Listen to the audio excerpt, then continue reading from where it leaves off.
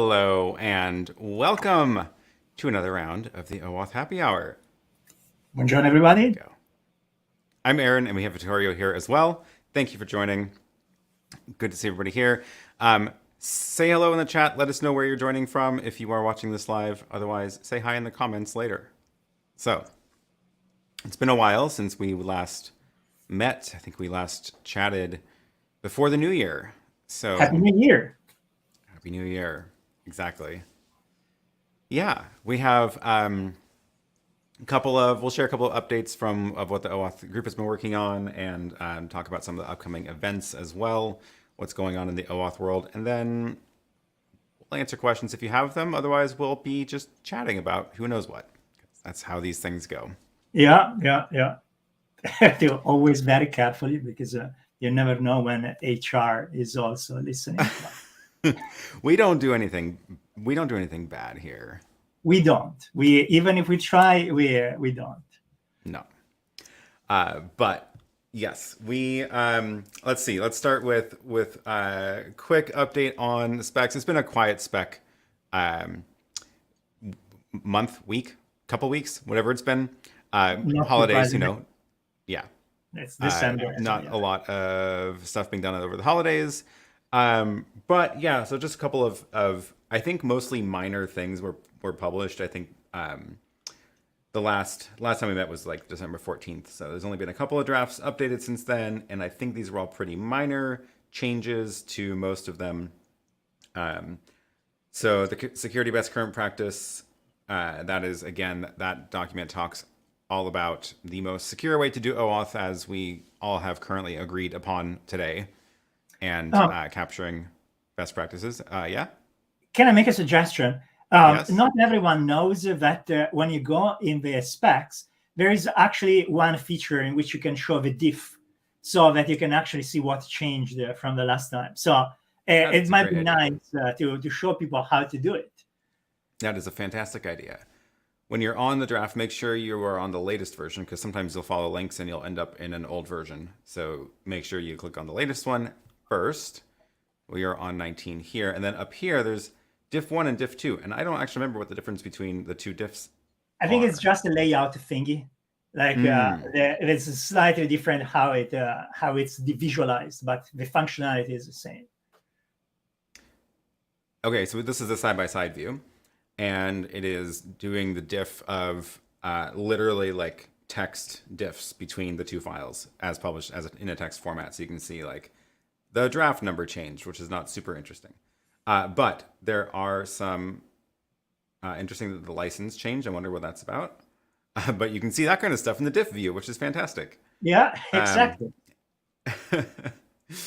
So some removing of quotes. Editorial, as in like you've got to add the quotes and stuff like that. Yeah, here's something that's a little bit more substantial. The limit on refresh tokens of being sender constrained or rotating is now limited to public clients. Yeah, which makes sense because like that's like a classic discussion that we often have, which like it is the public client that needs extra measures in there. And there, like I remember discussions about mobile clients and spas, because like we like to say native clients and put in a single big grab bag desktop clients, mobile clients, and spas. And in fact, the security characteristics are slightly different. So those ones don't always make it all the way to the spec, but my hope is that they will, because otherwise, well, it's a best practice, so you are not out of compliance if you don't do it, but always good to have more clarity, in my opinion, there. But instead, others think better to have less words, which is also a valid point of view, which is why we have discussions here. Yeah, it looks like the rest of that is editorial. So that was the only sort of change of any substance, but that makes sense. And it's such a good feature for that diff side. I am glad that we had the excuse for showing it. Like when I was offering my own spec, when I would often actually do diff locally. And then once I discovered that you can just do it like this, it was like, oh, wow, that saved me hours probably of work. So that's a very handy feature. Yep, it's good. It's good to be able to do that because it's hard to follow the discussions all the time on the mailing lists or on GitHub or wherever the discussions are happening. And sometimes new drafts get put out and you're like, oh, I don't really have been following that one. What's changed? So let's see, we can do the same with rich authorization requests because that'll be, so make sure we're on 10, look at the side by side. This was only 4 days apart. You can also see that here as well of like when the 2 drafts were published. So it looks like we got a new section for token introspection response. Very impressive.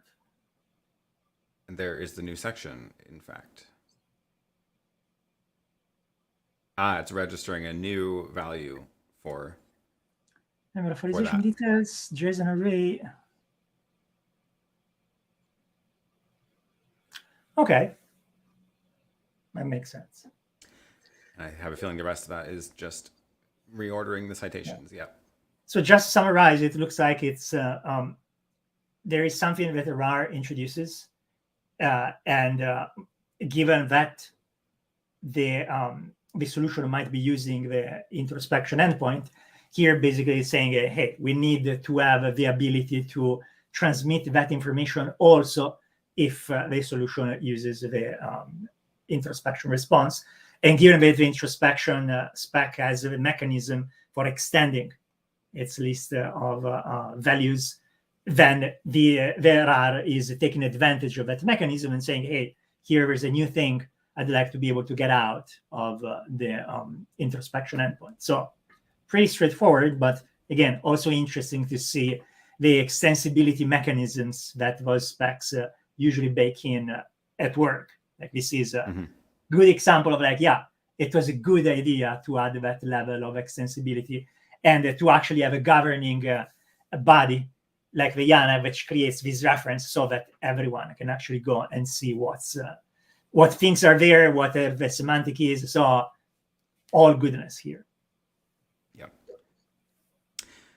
Yeah, so minor, small world of spec updates for the last couple months, but we'll probably see some more movement coming pretty soon because the next IETF meeting is scheduled and happening and on the calendar for, cross your fingers, an actual real life event. We are currently planning for the week of March 19th in Vienna. And, I need to add you to this since you are also going.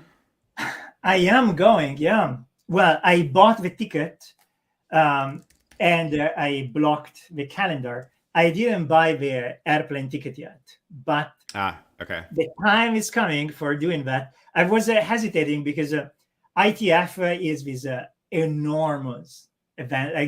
There are so many working groups. And to be fair, I only care about the OAuth working group and the scheme working group, probably. And then, of course, I like networking and everything, but like being one entire week in Europe is kind of tough. So I was waiting for the schedule to show up, but I'm told that it will show up something like on the 18th or similar. So I better get my airplane ticket before that. Yeah, I wish they put out the schedule a little earlier. The schedule is so all these working groups have meetings throughout the week, and that schedule of which meetings and which groups are meeting on what days, it doesn't get published until kind of late, in my opinion, because this event is happening on March 19th, and I think it's February 18th, so it's only a month in advance that we actually know which days the OAuth group will be meeting. And there are a lot of people who only participate in one group, and if the OAuth group is meeting Monday and Tuesday, then it doesn't really make sense to stay the whole week, because then you just are like, well, I guess I'll just hang out in Vienna. I mean, that sounds cool, but like, also, we have jobs and other work to do, so. Yeah. Well, actually, I have a very Italian reason for wanting to know in advance. almost every time I have a conference in Europe, I try to attach a weekend at home in Italy.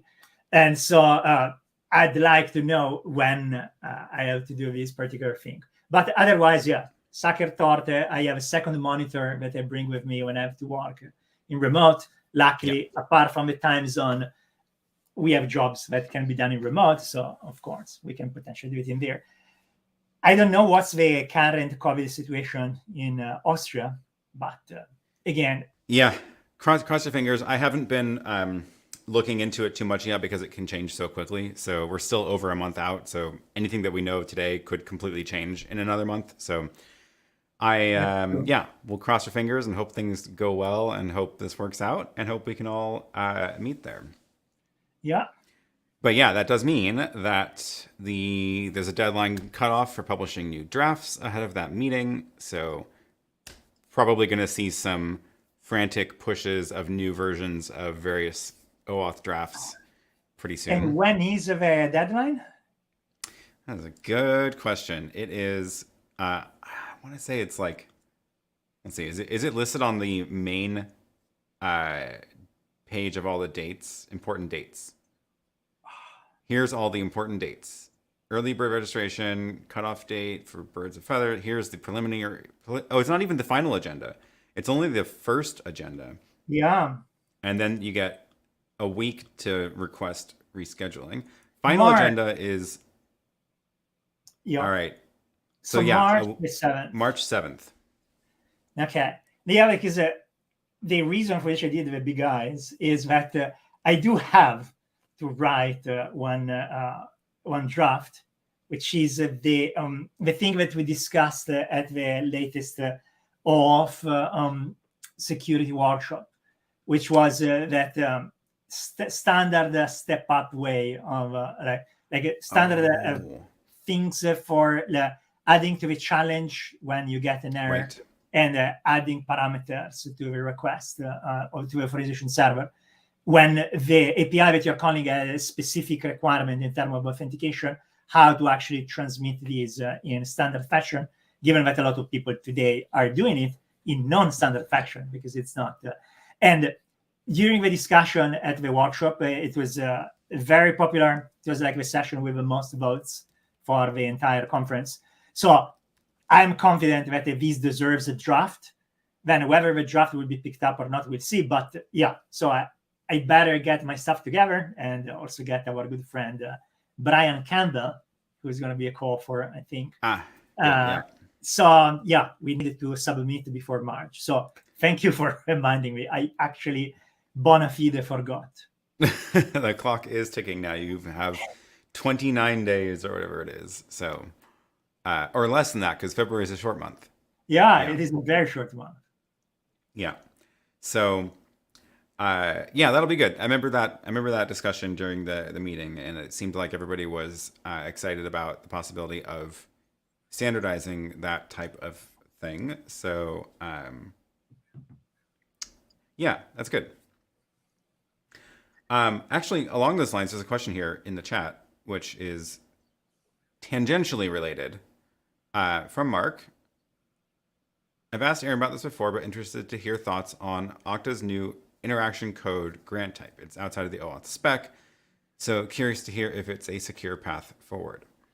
I don't actually remember you asking me that. I'm sorry if I missed the message from some other channel, but thank you for joining here. The interaction code grant type is something new, and I actually haven't looked into it too much myself because it is still relatively new. I just pulled up the docs on it here, though. It sounds like the reason I say it's related to what you were mentioning, Vittorio, is that it sounds like a lot of what can happen in this sort of middle chunk here is related to step-up authentication or doing other things. So, like you can do the first step of the OAuth flow, but then it might say, oh, you need to do other things like go reset your password or change or go fill out this other form to apply for something, whatever it is, right? Like other things can happen in here that are in this box that are not described by the spec because they're not supposed to be, they don't need to be part of the spec. They just need to be there needs to be a slot for them. And then eventually you can show that you've done those things by using this, I guess, interaction code to finish out the flow. So yeah, I don't know. Have you seen anything like this before, Vittorio? I haven't, and it's interesting. Like one pet peeve I have is that whenever there is authorization server in the sequence diagrams, I really like to have the authorization endpoint and the token endpoint as their own different thingies, because like I'm old and my frontal lobe is getting thinner and thinner with every year, and so my working memory isn't as big, and so like seeing it on the page helps me. But I have never seen it attempted to be standardized. I've seen it, of course, like this is another thing that everybody does. It's a bit of a different use case than the step up we were discussing earlier, because this one goes to the authorization server and it's already, whereas in the other case, you are already talking to the API and something tells you you've got to go back to the authorization server. But this is interesting. It would be really interesting to see expanded on some use cases. Yeah, and you can see here that it's clearly building on OAuth and on authorization code in Pixie in particular. It's building on all of that. It's just like adding some new stuff in the middle. It's kind of inserted in the middle of a traditional authorization code flow with Pixie. So, yeah, I have a feeling that this is, I'm trying to see if they describe the use cases here, but this is, I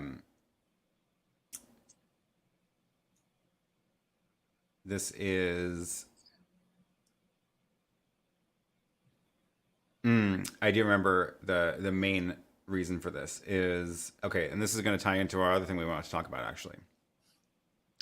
So the idea is that you can configure what these steps are in your Okta tenant, but this I feel like is the this is the key sentence here. So it allows the apps to manage user interactions rather than relying on the browser-based redirect. So what that means is that instead of opening up a browser or launching a browser or redirecting to a browser or whatever that is for the platform you're on, because desktop and mobile and single page apps all have different ways they interact with browsers. Instead of a browser, we're talking about doing having the app do that interaction that would happen in a browser. So it's meant to build native UI elements into an app such that will do things like collect a password, collect your SMS code or whatever two-factor challenge you're doing, and then having that all be built into the app.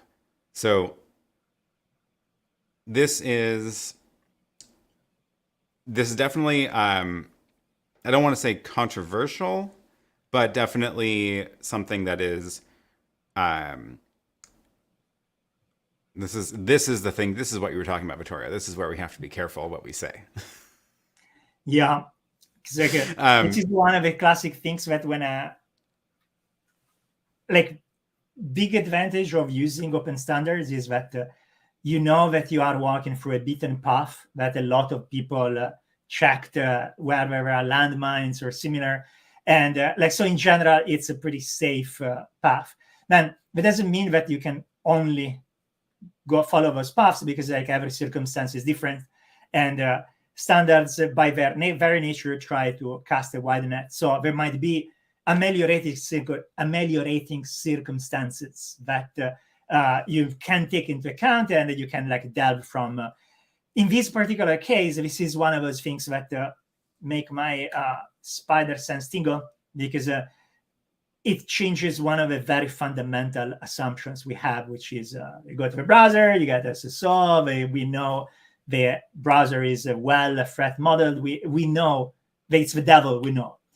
So that doesn't mean that that thing is not doable. It just means it requires extra caution. It's kind of like I'm at midnight at a red light and I have perfect visibility in every direction.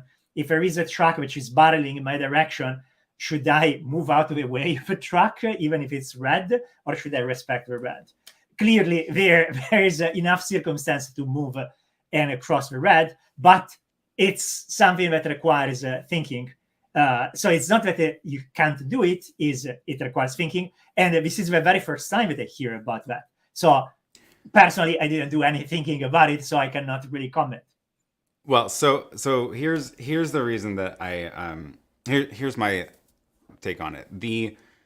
One of the fundamental goals of OAuth when it was originally created was to avoid applications handling passwords, mainly because most of the uses of OAuth were for third-party apps. And that was, we had some other companies building an app talking to some other company's API. And it's very clear in that case why you don't want to give your Google password to random applications to access the Google API. Everybody, like, no one's going to disagree with that.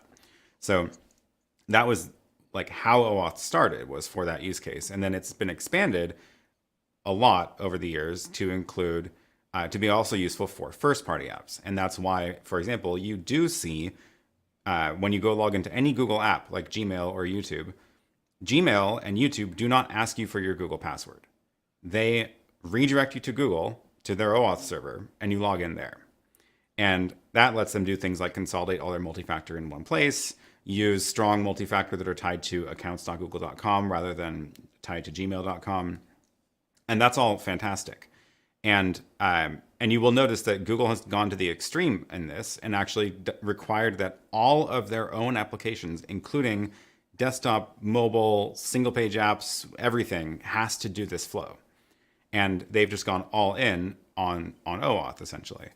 And this new interaction code grant type is essentially rolling that back and saying, actually, if you want to build in password dialogues into your app and handle multi-factor yourself, here's how to do it. Now, it's better than like not having it, because the alternatives to not having this means people are going to do worse things, like build in password dialogues and not be able to do multi-factor auth. So this enables some of those workflows, but it is explicitly putting passwords back into apps. And again, for like a first-party app, you don't have the trust issue of like, I don't trust the app, because obviously it's, you know, there's no, it's not like I don't trust the Twitter mobile app with my Twitter password, because it is Twitter, but you still have other risks involved and other limitations, like what type of multi-factor is possible for ones that are tied to a domain. So there's all those kind of little tricky things that fall out of, or those are the implications of sort of going around that workflow. So I think the reason this exists is because customers do want to take over the login flows completely. And there's only so much you can do to convince people to do things the most secure way. And even though we can point to Google and say, look, even Google's doing it. So I think this was created to allow that flexibility in a less bad way, if that makes sense.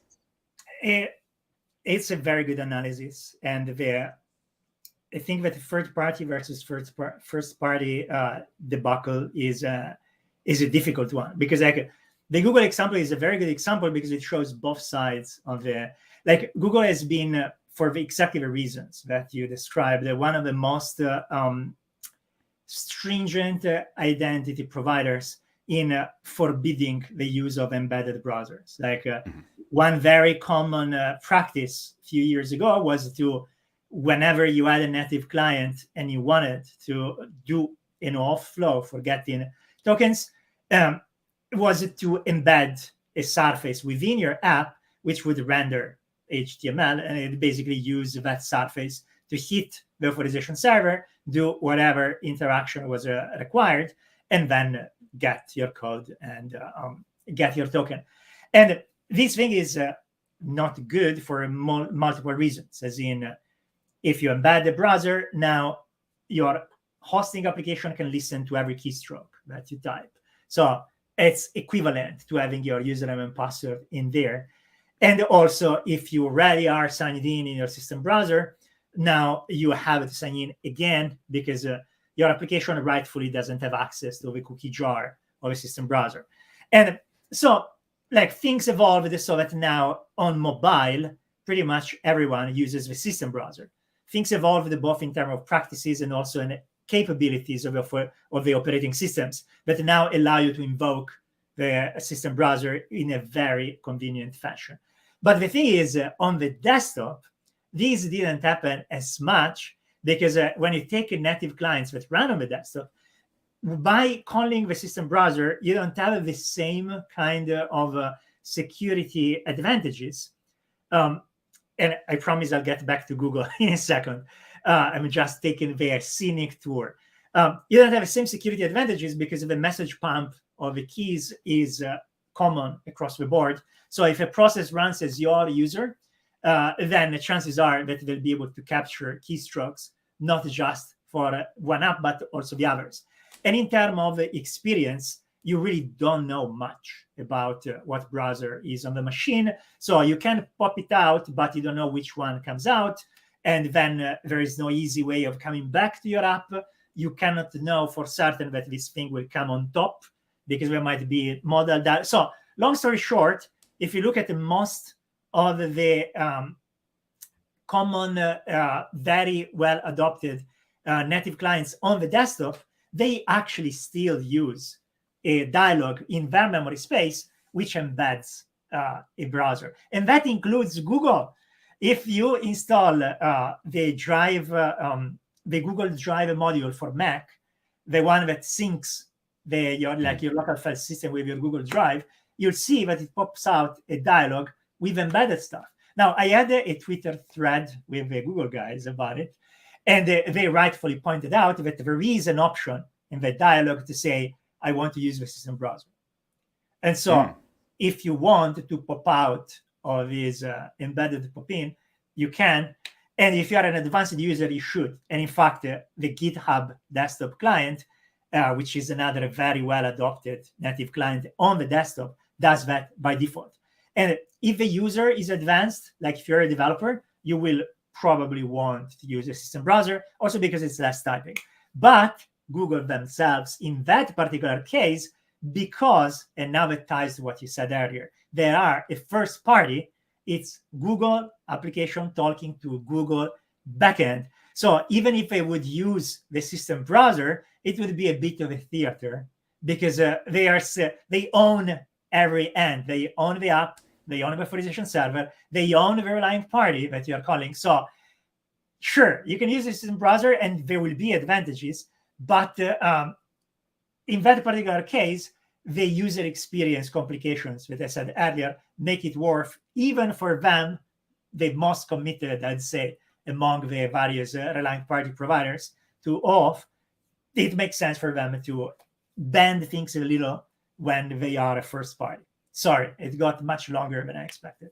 No, that was a good sort of journey on that. No, yeah, it makes sense, and it's a tough one for sure.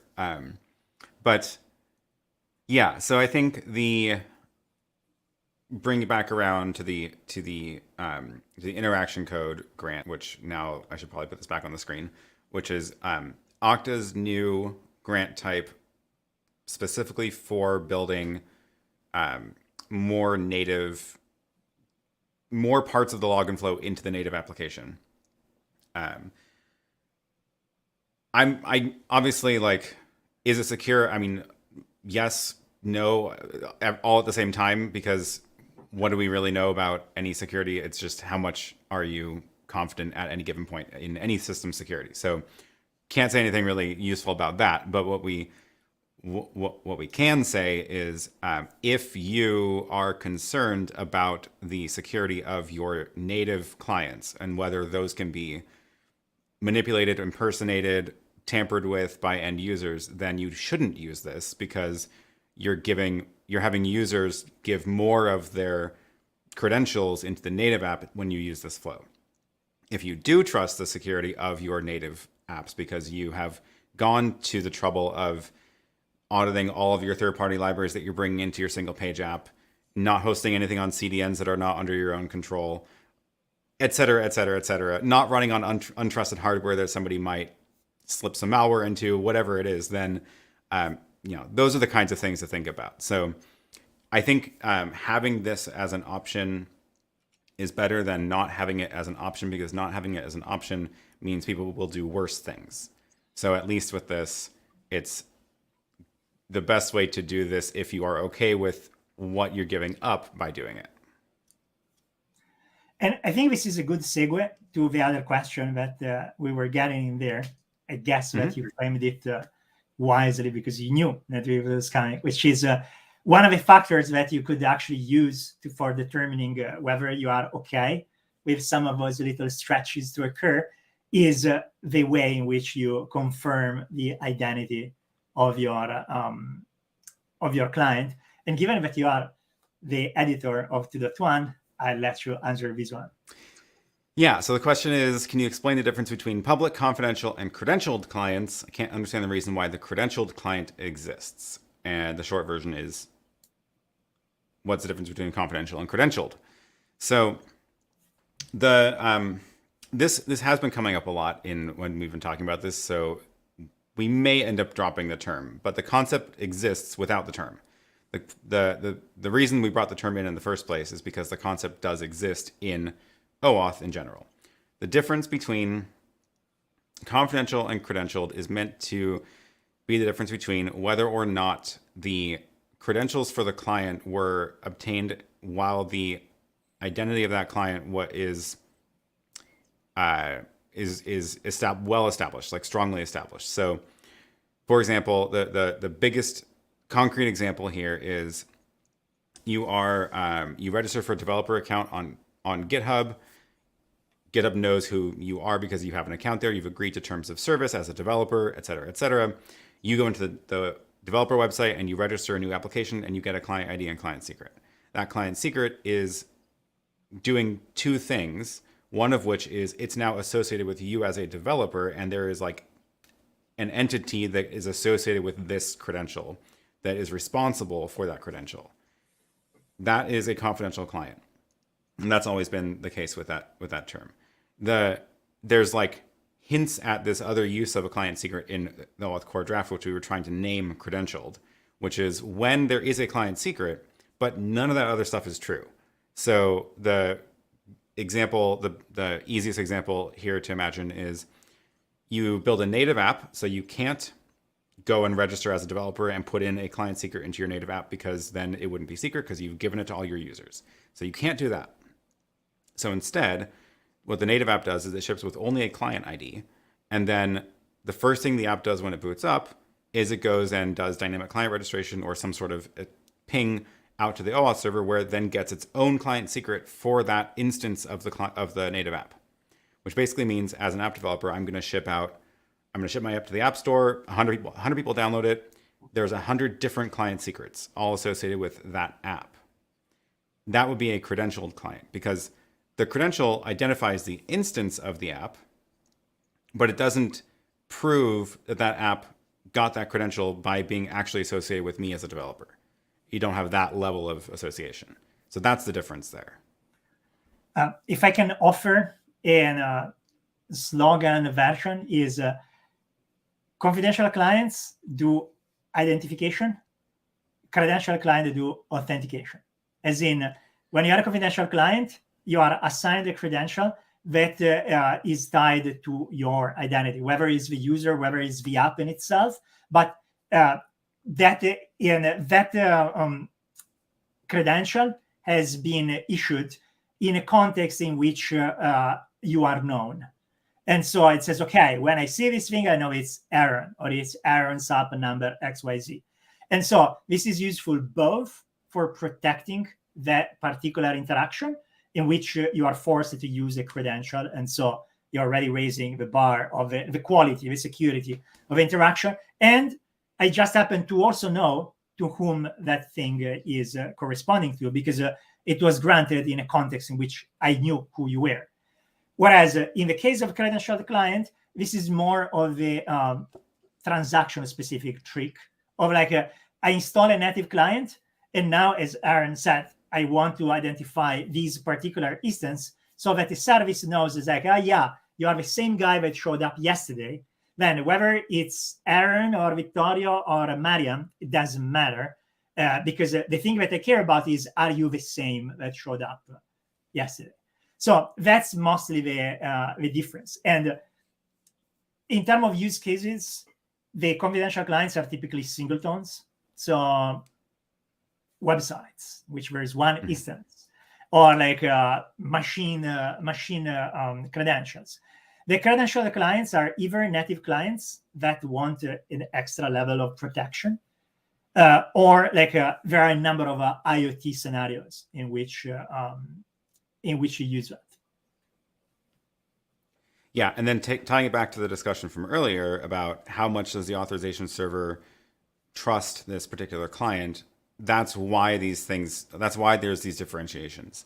And the reason this is pointed out in the spec at all is because it's pointed out in the context of things like, do you want to prompt the user for consent when they're logging in to this application?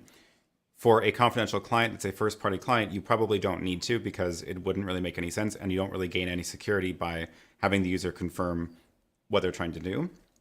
For the most part, there is, of course, a phishing risk there, but that's kind of generally the how we treat it.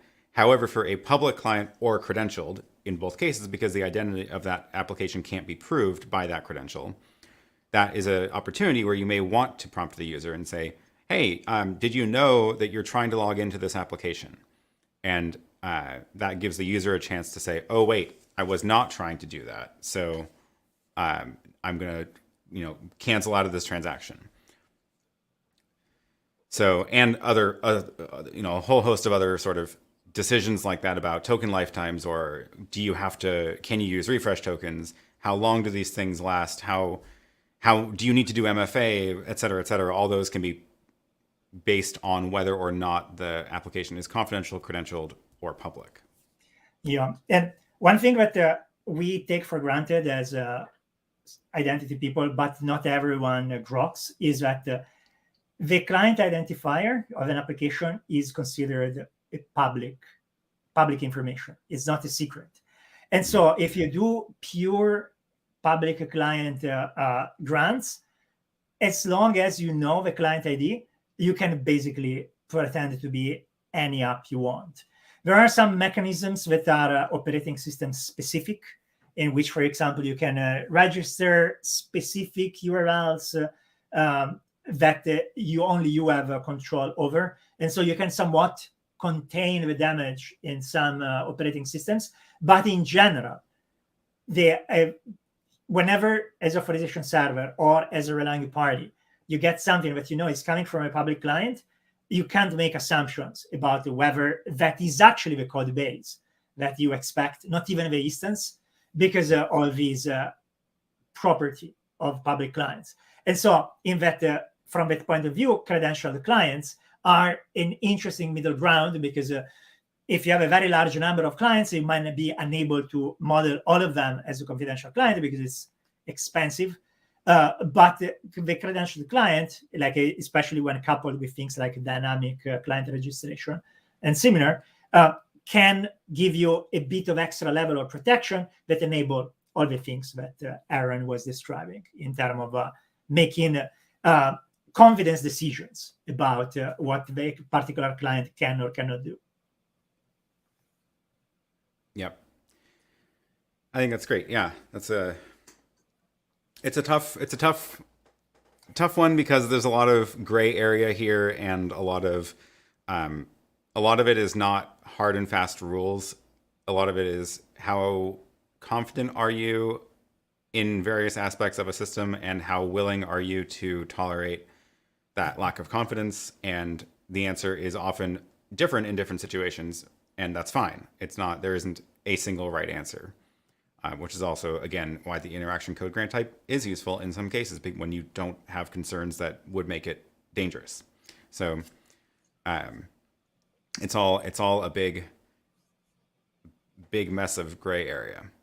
It's very nuanced. That's a big challenge of this space, is that there's so much nuance, and standards help when you are close to the yellow brick classic scenario that the standard offers envisioned. But of course, the last mile is different for everyone.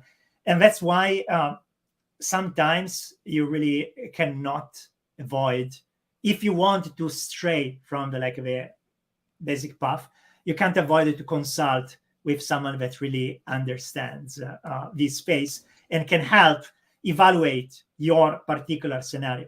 And unfortunately, as we were just talking off air earlier, this is one of the biggest challenges in our space, that there is such a shortage of knowledge and talent in this space that the bar for entering is high, but once you're in, you are in demand. So yeah, good for fall. Well, and yeah, along those lines, that is why both of us actually are publishing content about OAuth, right? We both teach and write blog posts and make videos and do these because we try to share this knowledge and have it be useful to other people. So, Vittorio, you have a series on the Auth0 website, a video course. I do. I even did a bit.ly for it. You did a what for it? I did a bit.ly. You did a bit.ly for it? bit.ly / learn identity in camel case. bit.ly uppercase learn identity. Yeah, that one. Okay, that's voila. the link that I found. Look, there we go. That's like the direct link to the course. I was younger. I had more black in my. But those were basically videos that we captured originally for the people that couldn't travel to headquarters. Like as we said earlier, there is a lot of identity talent shortage, and Auth0 was and is growing like a rocket ship. And so we hired highly talented people with a lot of potential, but not always with a lot of experience in the identity space.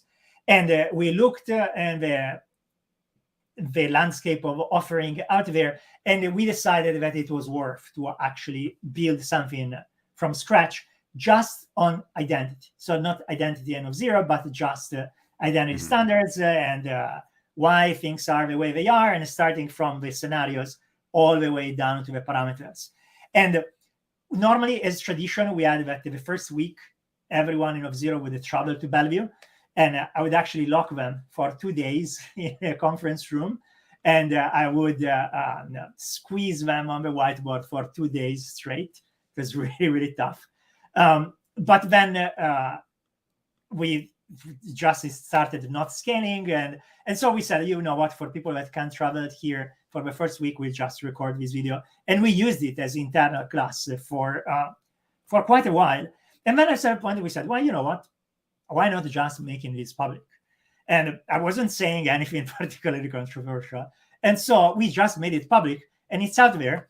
And apart from my accent, which you can easily work around because there is closed captioning, but so far we got good feedback that people find it useful. Even competitors tell me that say, hey, you know what, I send my people to listen to your blabbering when they join.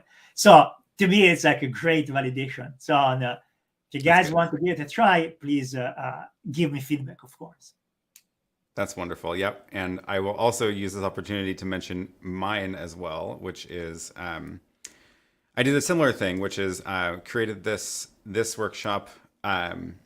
It's a video course. It is not free, but it is about 4 hours ish of content and exercises, and same idea. It is a about OAuth in general, not an Okta training. It's about the concepts in OAuth, and it goes through a lot of the stuff that I cover in my workshops or in other videos on YouTube, and it's all packaged up this way. This it's not the exact thing that I do for our customers as our private workshops, but it's a lot of that a lot of the concepts and the knowledge are captured in here. It's in a slightly different format than that. But yeah, I've been getting good feedback on this one as well. About to hit 11,000 students Wow. who've taken it, which is awesome. And I do go into once you're in this platform, you can actually go and post questions and stuff when you're doing the assignments. And I do go in there and answer questions throughout as you're going through. So another really good resource. Yeah, Udemy is fantastic platform, and the bar is high. So of course, anything you do is a high quality, but the fact that it's on Udemy is even more testament to its high quality. And look at and it's what in the that's fantastic. it is in the Udemy for Business catalog too. So if your work has a Udemy for Business subscription, which they conveniently put a bunch of logos on the screen of companies that have that, which is nice, then you can get enroll in this course for free. It's already paid for by the company, so that's a nice perk as well. Which also goes for Okta and Auth0, because we do actually have a Udemy for Business subscription. So I've actually been sending people at Okta to this course as a sort of onboarding thing if they're trying to get up to speed on this, because they can access it for free through that catalog. We do, and it's one of the things that I enjoy the most, frankly. Like, one of the good things of a merge is that that benefit suddenly popped out, and I love it. Like, whenever I have a free time, I just search, and it has everything. So it's on. It's really nice. I love it. It's fun. Yep. Yeah. All right. So there's one more question here that is on a new topic, but also relevant, of course. We can talk about this for a few minutes. Yeah. Do you think it's an okay practice? Okay. Do you think it's an okay practice to store crypto private keys in the browser local storage for signing tokens? It's a good question, and it's a tough one, and I think this is going to get back to a lot of hand waving and saying it depends, because it depends. But the problem is there aren't a lot of better options at the moment. So if you get something that you have to store, if you're writing a JavaScript app and you're getting something from outside and you have to store it somewhere, you pretty much have to store it in local storage. You don't have a lot of options. There's no better storage API in browsers right now. However, it's often the case that you don't have to be doing that in the first place. So there's a lot of different options for doing an OAuth flow that don't involve tokens being seen by JavaScript. And if you can do those, then that's obviously safer, because the big thing we're worried about here in general is cross-site scripting.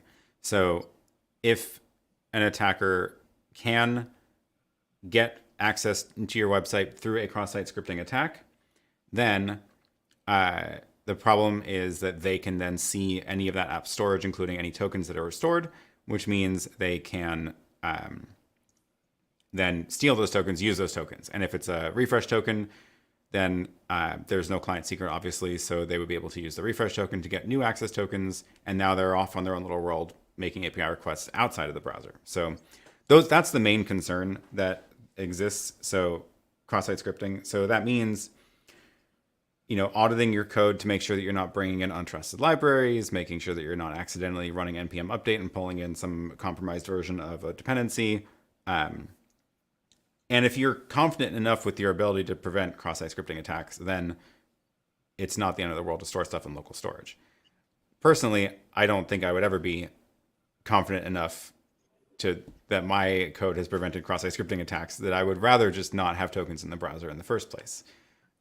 So you can use the backend for front-end pattern, which is where you essentially make your OAuth client up in a server that is paired with the browser, so the browser never sees tokens, and then cross-site scripting attacks don't affect you, because the attacker wouldn't be able to steal the token because the browser doesn't even have it. And then other thing I want to mention on this is there is a browser API for creating a private key that can't be extracted. And that's part of the Web Crypto API. So it's not everywhere yet, but it's nearly everywhere. And you can't use that for OAuth yet, because that's what we're trying to do with the Depop draft, is make that possible. But the idea is that if the browser can create a private key where the JavaScript does not have access to the private key, then obviously that can't be stolen, which is good. So it's not the same as storing tokens, external tokens internally. It's more about generating a private key and then signing stuff with it.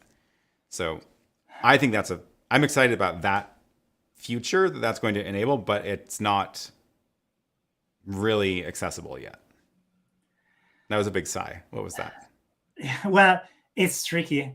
Let's say that, sure, not being able to extract the key helps, but people can still get your code to sign their stuff on their behalf. Yep.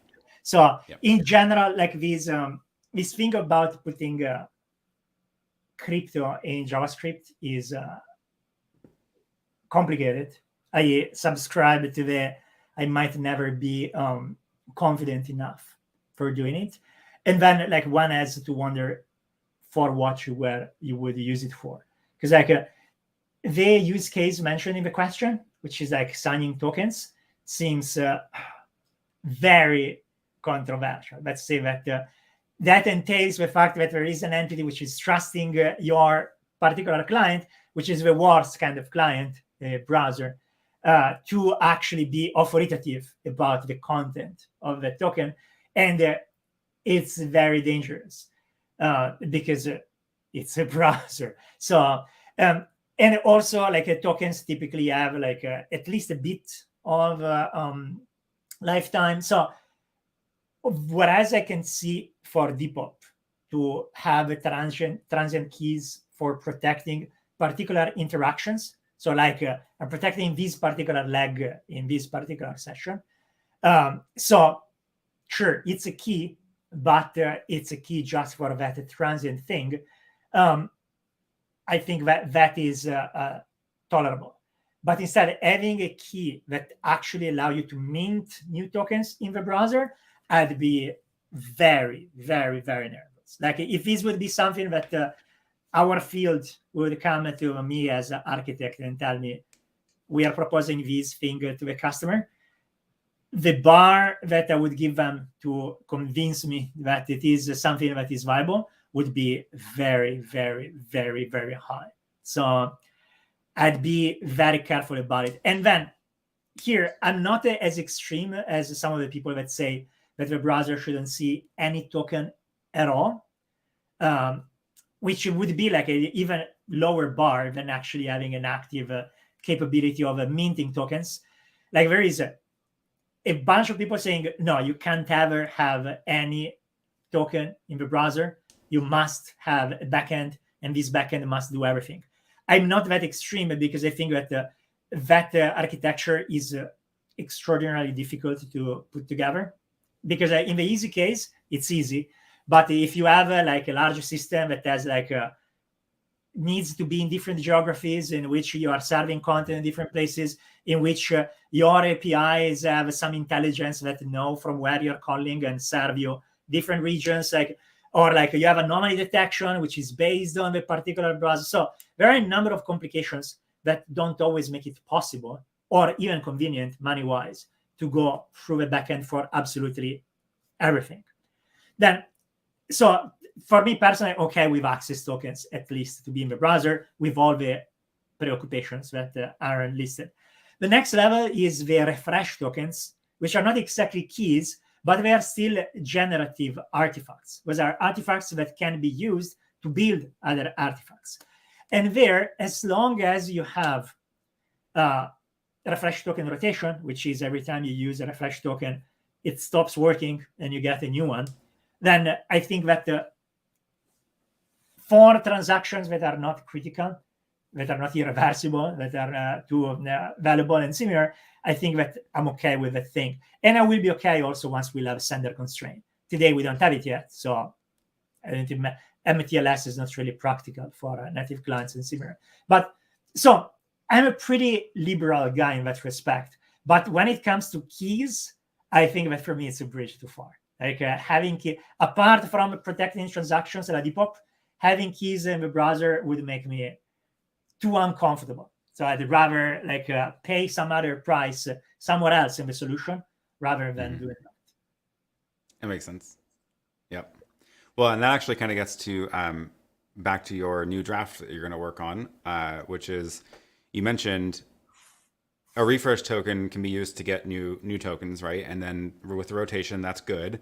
But you mentioned only really trusting that for not things that are reversible, right? Things that not the sort of high value transactions, because even with rotation, it's, there's still the chance that if someone can steal it at just the right time, they can then go run with the new token, and as long as the real app doesn't use it, which is a lot of conditions and whatever, it's probably not going to happen, but it can, and it means that you technically could be in a situation where an access token was used by an attacker that was obtained through a refresh token that was stolen 2 months ago, and that's not a super great situation to be in. And your step up thing is a potential solution there, because if the resource server can tell that this access token was created from a refresh token that was first issued 2 months ago, and the user hasn't actually really been involved since then, the resource server might say, okay, I'm about to actually go and transfer $10,000. So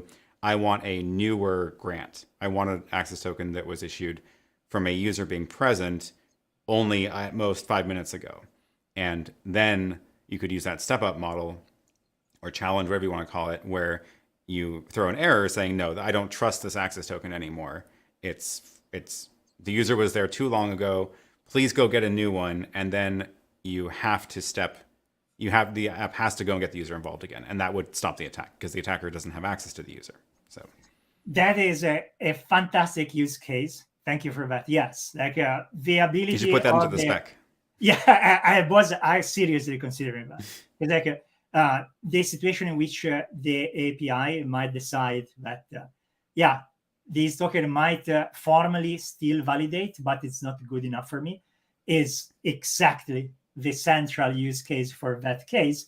And the ability to give it to the client instructions to actually do something about it is helpful as well, because you could just say, don't like it, but then you risk that if a thing that you don't like is something that the authorization server doesn't know about, you risk the client to go back to the authorization server and give you a token that the API will still refuse.